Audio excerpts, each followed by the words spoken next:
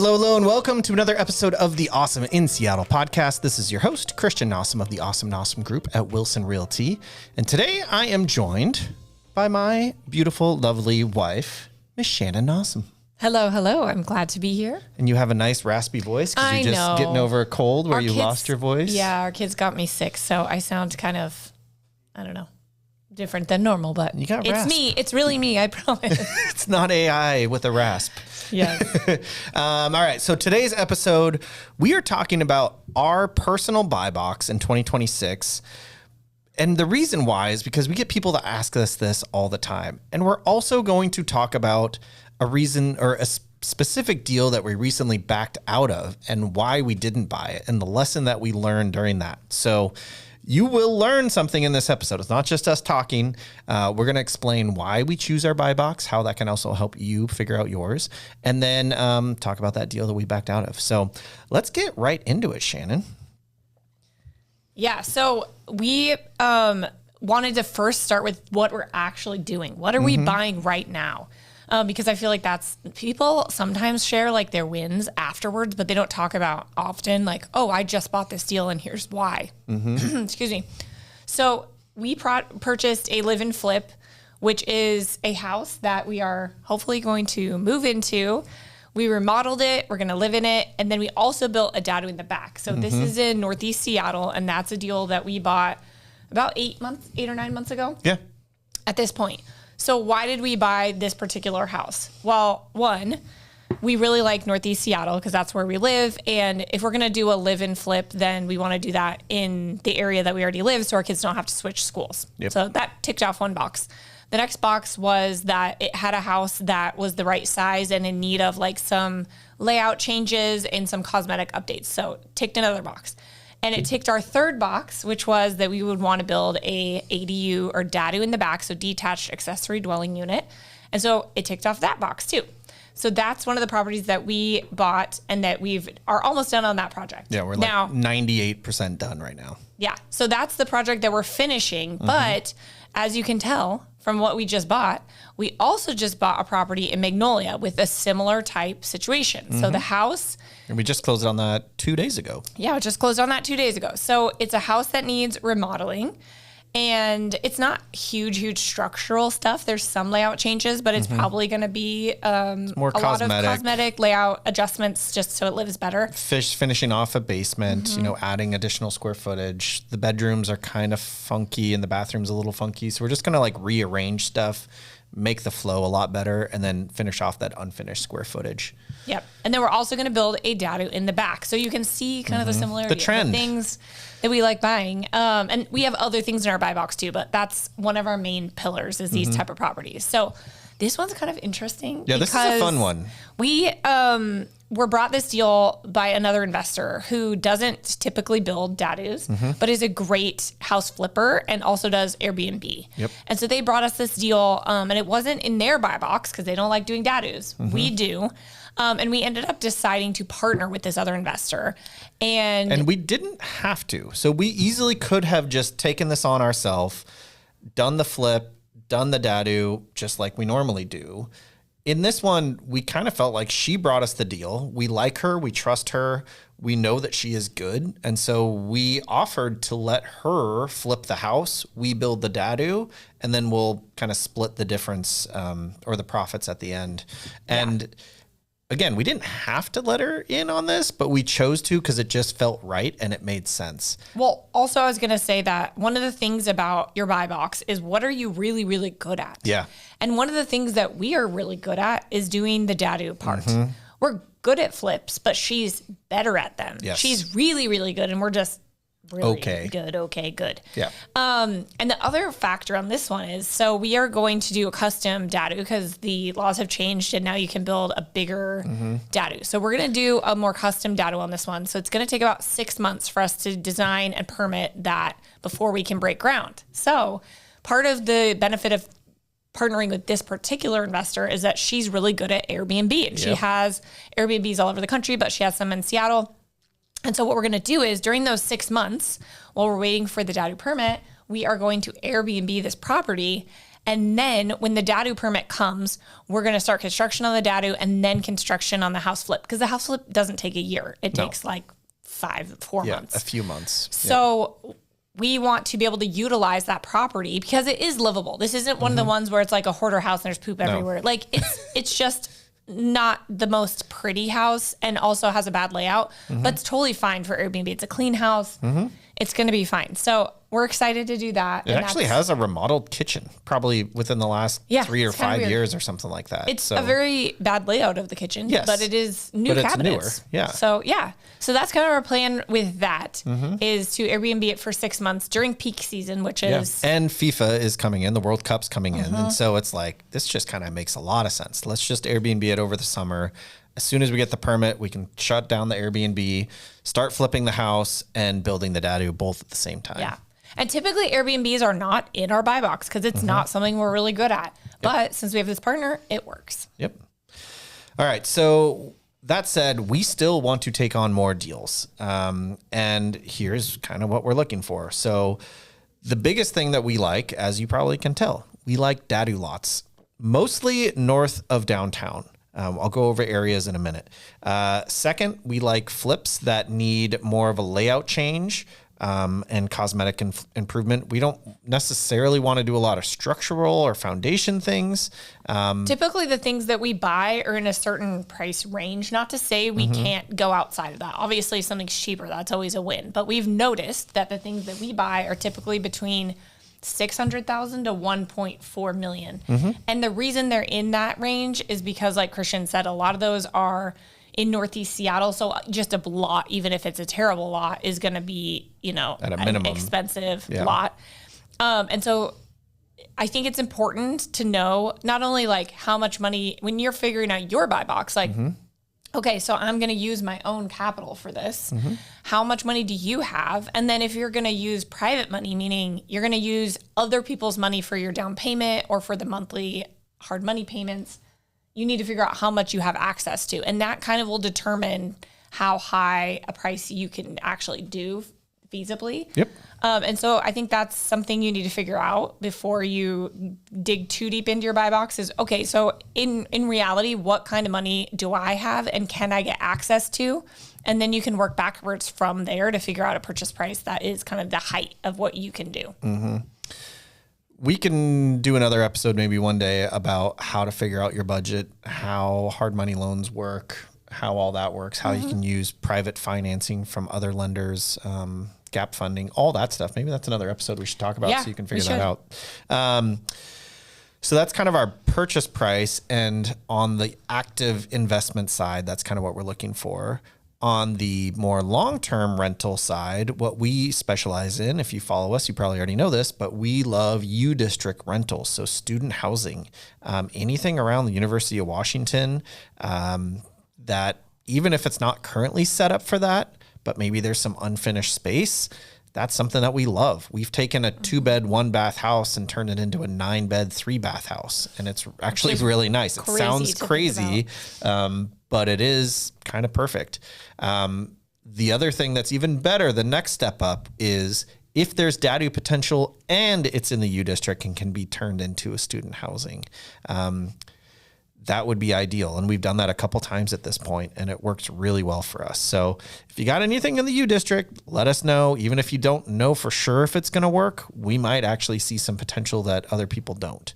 The one that we turned into a 9-bed, 3-bath, that had sat on the market for 3 weeks. Yeah. In a hot market. So we definitely spot opportunities that others don't see. Yeah. So one thing you talked about is areas. So we kind of pinpointed on this before, which is we obviously love Northeast Seattle because that's where we live. Yep. But also, and the deal we just are finishing is very close by to us. So I think we can literally see it from our living room. We can. It's right around the corner. So, and if you follow us on Instagram, you will have seen that we moved a fridge from our house to the flip. So by foot. By foot, not in a truck. No. So why do we like Northeast Seattle? Access is important to us. We have 3 kids. We have a lot of businesses. being able to go visit our projects is helpful. And I'm almost willing to take a slightly less return if I can have a project that's super close by. Because I get to keep a closer eye on it. I get to see how the progress is going. And I feel like I'm going to save money ultimately because I get to go over there so often. Yep.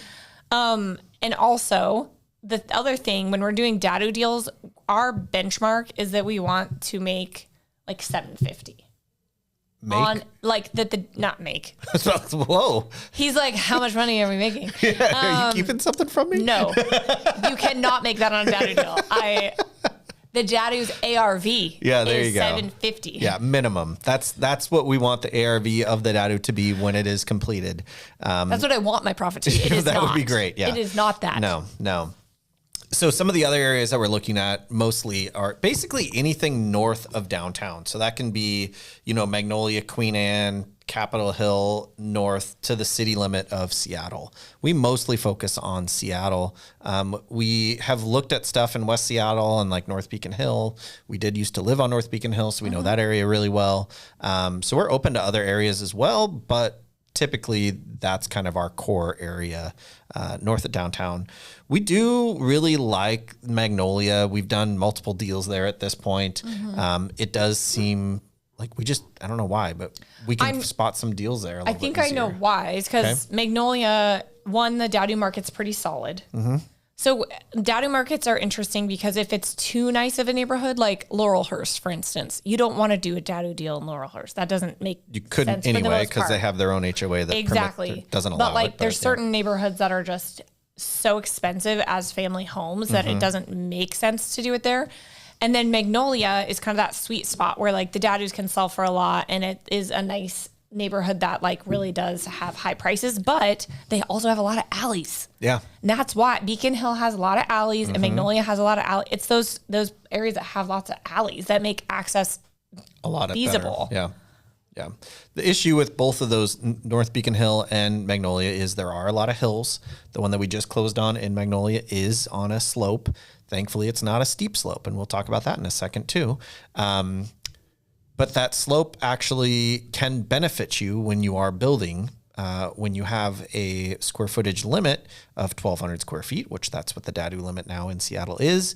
You can take advantage of that slope to increase how much square footage you actually have because they don't count it if it's underground. So let's talk about some lot size and stuff like that. We kind of talked about it already, but it really depends, like how big of a lot really depends on the strategy that we are looking at. And this is how you should look at it too. So if it's a flip, I don't care about the lot size necessarily, unless it's like an area where a yard is a must. And if you don't have a yard, you're not going to sell as much. That's the only time that I'm really going to care too much. Yeah, I was going to say, as long as the flip has parking and a yard and like functional outdoor space, not just like a yard that's a big old hill you can't use, like a some usable sort yard. Of usable space for the yard and parking. I don't necessarily care how big the lot size is. Exactly. But and same with our U district deals. We actually prefer to not have a yard unless I can build a DADU. But if I'm not going to be able to build a DADU, I don't want a yard there. Yeah. So I don't really care how big the yard is or what the most likely we would turn the yard into parking anyways in the U district because it's so hard to park there, and that can be a huge plus, an asset for you. People and when I went to UW, people would literally 40 be years like, ago? "Shut up!" It's 20. I love you. It was 20. That was when we met. Yes, I know. People would literally call each other and be like, "Oh my gosh, there's a spot outside." They would go stand, and they still do this. I see this all the time. People will stand there in like the a street. Starfish in the street, like on the side of the parking street spot for their friend because that is how much there is no parking that people will stand there and hold it. Yeah, exactly. That said, if we're looking for a DADU opportunity, obviously the lot size matters a lot more. So that's where, for us, I mean, we've done them on a 4,000 square foot lot. The house that's currently there has to really be pushed toward the front, and there needs to be an alley in order to make that work. Usually, it has to be basically perfect to make that size work. That's a pretty tough one to make work. generally over 5,000, maybe 6,000 square feet. That's kind of the sweet spot. What we've seen, there's been some 6,500 square foot lots. We've done that a couple times. Both houses get a really good size yard at that point. But that's also where now it might make more sense to build multiple DADUs versus just one when you do have a bigger lot. I was going to say, when you get past 6,000, you're probably thinking multiple ADUs, which we're not opposed to doing. I think we would want to do that. But I do think, and this is something I've been thinking about a lot for 2026 with these new laws, I think a lot of people are thinking about cramming as many things onto the lot as possible. And I think while that's great and you have to do your math and run the numbers, I think there's a danger in that because as we're seeing, townhouses are not selling well. People don't really love being crammed in. They don't love having no yard. They don't love having a shared wall. That too. So I think when you're talking about putting these units super close together and not giving them a little bit of breathing room or any kind of yard, you're kind of putting yourself in that very congested category. It can be fine and the numbers can work out. You just have to make sure you discount for that. Yep. And Varun and I actually talked about this a little bit more in depth on our 2026 real estate predictions, Seattle real estate predictions episode. So if you want to look back and listen to that one, it might've been in the 2025 as well. I don't totally remember, but we went kind of in depth about it because I don't need to really go in depth about it, but it can, when you have too much congestion, people are going to pay less. So you ultimately might sell or might profit less by adding more units. So it's just a way to look at things. Yeah, you got to run it through a calculator. Let's talk about red flags, Shan. Okay. What makes you nervous in this market right now? What are you not looking for or I guess looking for so that you know not to get into that deal? Yeah, I think for us, really expensive luxury flips are probably something we wouldn't do. I think the market is... Luxury for us is probably over $2 million. Yeah, luxury is probably above $2 million for us. I think that's something I'd be weary of just because it's a little bit more of a flexible market. And the other thing I really don't like is ECAs. And I don't like that. If it was a U District deal, I wouldn't care. Yep. But if it's a flip or it's a DADU for play. sure, I care about that a lot. So an ECA, why do I care about that? What is an ECA? Yeah, an ECA is an environmentally critical area. That means that they're going to look at your plan of what you want to do kind of with a fine-tooth comb. And they're going to be concerned about how much dirt you're moving and what your plan is with drainage and all these things. Soil stability and retaining walls and all this extra stuff. It can be very, very expensive. And it also, more than even being expensive, because that you can write into the deal, right? And you can know what the answer is. And if it still makes sense, great. The problem is that the permit timelines are so varied when you're talking about it's a big unknown, ECAs. and it's hard to underwrite when it's such a big unknown. So you have to go super conservative in your underwriting just in case it does take that long, which can often kill the deal.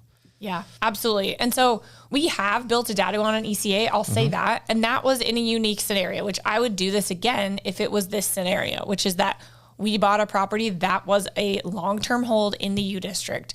Then we were building a DADU in the back. It took a long time to get the permit. We had to do a couple extra things. But in the end, that was fine because we weren't doing holding costs, right? Yeah. Our tenants were paying the rent. There wasn't all these holding costs that we were having to hold, not knowing how long it was going to be. So I think in the scenario where it's a long-term hold, you could do an ECA if you feel comfortable.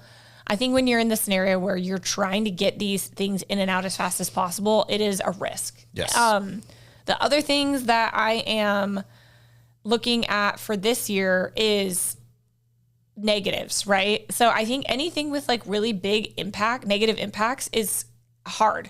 If the market isn't as hot, things that have negative impacts are the things that don't sell first. Yep. So when you're talking about negative impacts, those what are are some things like examples? Things like no parking, no yard, congestion, bad layout, and it's particularly one that I think a lot of people forget about. Bad layout for a family house equals the primary bedroom is not on the same level as the other bedroom. You have to have at least one other bedroom on that level. At least, yes. And people do it and they do sell. I'm not saying it's impossible, but it makes your house a lot less desirable for families. As somebody who is just like exiting the little kid era, when I talk to other parents, this is a number one for them. Yes, I need to have my primary on the same level as my little little baby Littlest or kid. under 2 years old, 3 years old, something like that. Ideally 3 bedrooms on the same level. That's the like ideal scenario, but you have to at least have one other bedroom. Yep. Even if it's tiny, just give them something. So I have helped so many people buy houses over the 20 plus years that I've been doing, being a real estate agent or broker, whatever you want to call me. And that is when I'm helping families buy, that is one of the bigger things that they are saying that they need. And that second room could literally be a huge walk-in closet. And I've helped like a few people actually buy that because it was their first house. They had just had their very first kid. It was all they could afford. And it was literally a huge walk-in closet or a big walk-in closet that's actually perfect for a baby because there's no windows. It's dark. You shut the door and it's very quiet, yet it's right next to your bed, like your bedroom. So you get some separation, but you don't have to walk all the way around the house to get to the other, So that can be like a bare minimum. Obviously, a bedroom would be better. 2 bedrooms plus the primary would be even more ideal. And then if you can find 4 bedrooms on the same floor, that's even better. But yeah, that's a bigger, higher price point, stuff like that. One negative impact I forgot to mention is busy roads. And so one thing when you're looking at houses as an investor or even an end buyer is if you want to see if a house is on a busy road, if you look on the Google map and you look at the road, if there's 2 yellow lines, a double yellow is your signal, like red flag in your mind, like, oh, this is a busy road. Like I need to add that in, maybe decrease my ARV like 10 to 15% for the busy road. Now that said, if you are building a DADU in the back and there is an alley, so alley access for the DADU, that's not going to impact the DADU nearly as much as the front house value is going to be impacted because the DADU is at that point, their front is the alley, not the busy road. And so that's where you can actually find some opportunities. I'm sharing my secrets at this point, but that's where you can actually find some opportunities because everybody else is looking past that because they do see the busy road. You just got to be very conservative in your underwriting of what the ARV of the original house is going to be after you flip it. Absolutely. Let's talk about the deal we didn't buy. Well, there's been a few. There has been there's been lots. But like there was 2 deals recently that we were under contract for that we ended up having to back out. So I feel like we should go over because we thought those were going to be good deals. Yeah. We obviously went under contract on them. And we're not people. I think there are some investors who go under contract on a lot of deals and like back out. That's typically not our process. I think we've backed out of 2 that we were under contract in like the last 3 or 4 years. Like, it's not and these something are the that 2. we do often. So we can kind of go over those. Yeah. So the first one, it seemed like it was going to be a great deal. It was on an ECA, but we weren't at the time originally, we weren't thinking we needed to do anything with the foundation or anything that would cause any issues in that regard. We were going to go up, but the foundation looked like it was sturdy enough that it would be fine. It was in Northeast Seattle, in View Ridge. It had insane sweeping views, Amazing unobstructed sweeping views of the lake and Mount Rainier. Like you could see Baker and Mount Rainier and the lake all in between. It was awesome. It was killer. The issue arose when we were doing our due diligence that the foundation actually had a huge crack in a corner where the whole house had tilted.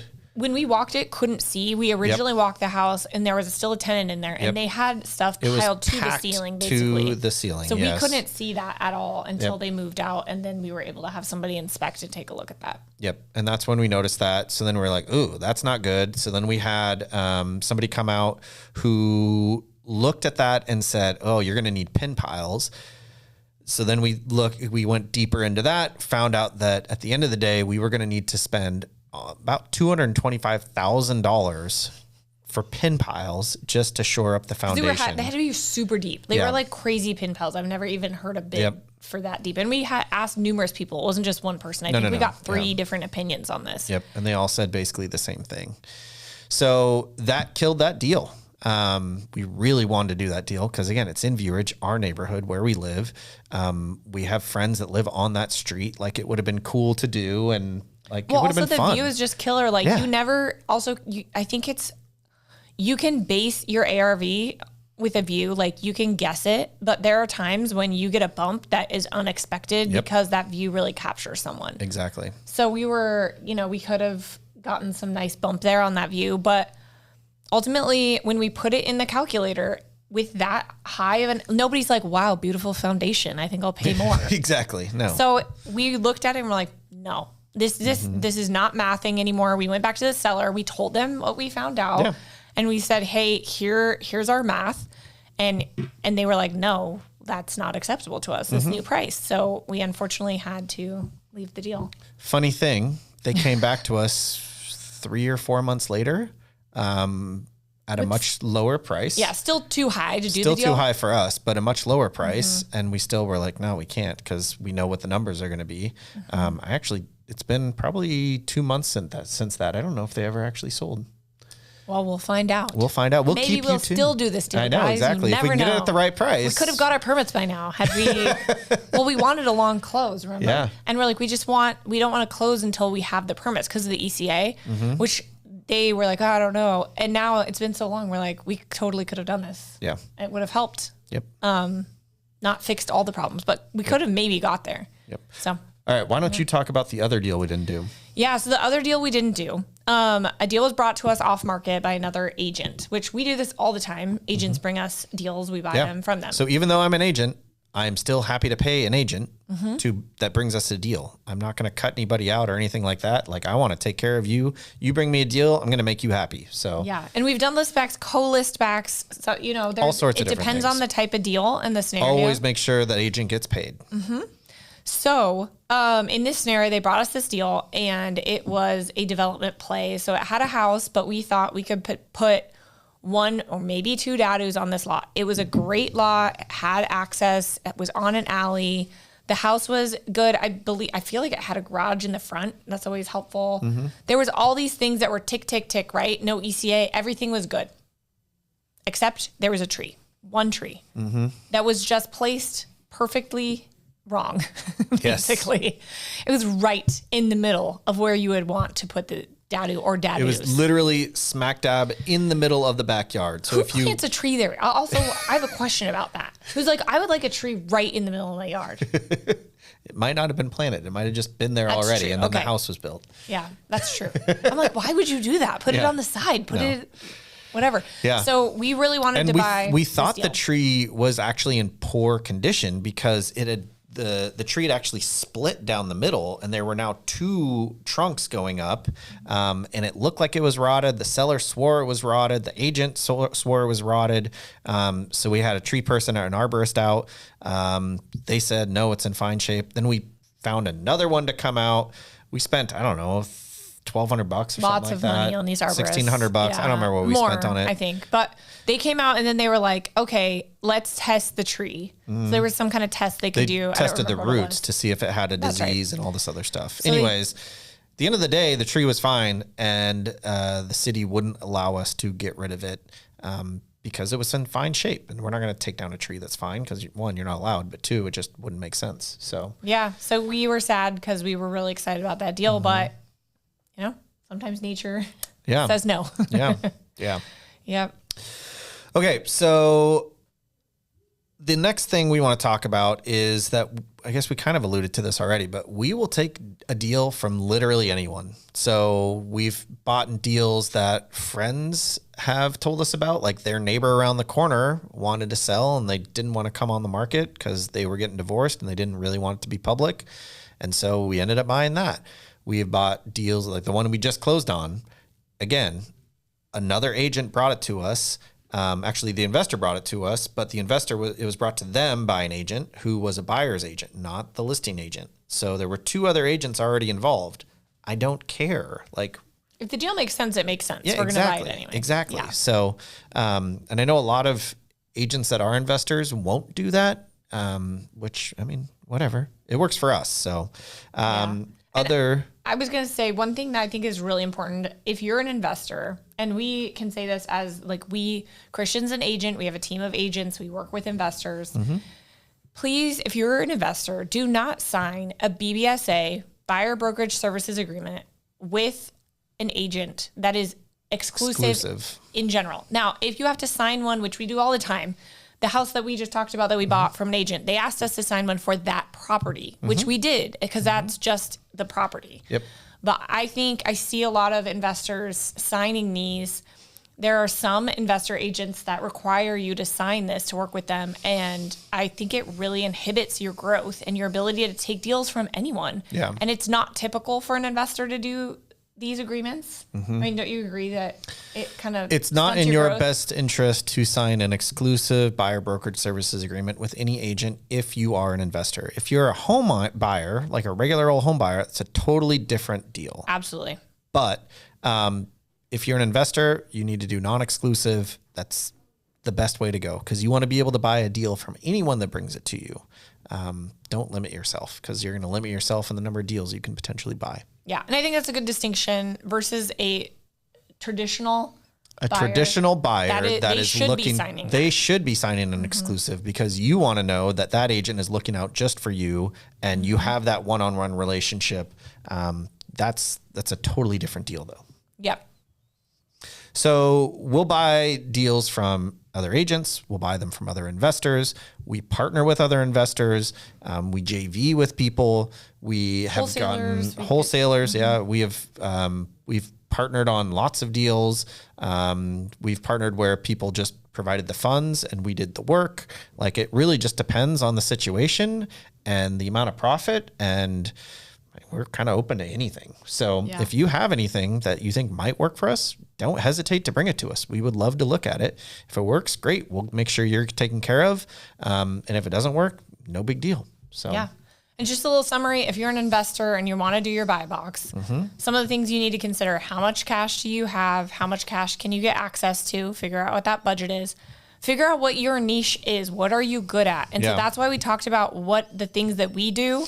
We wouldn't do probably a huge structural flip. That's not what we're good at. We're good at layout changes and we're good at making it pretty. That's kind of what we're good at.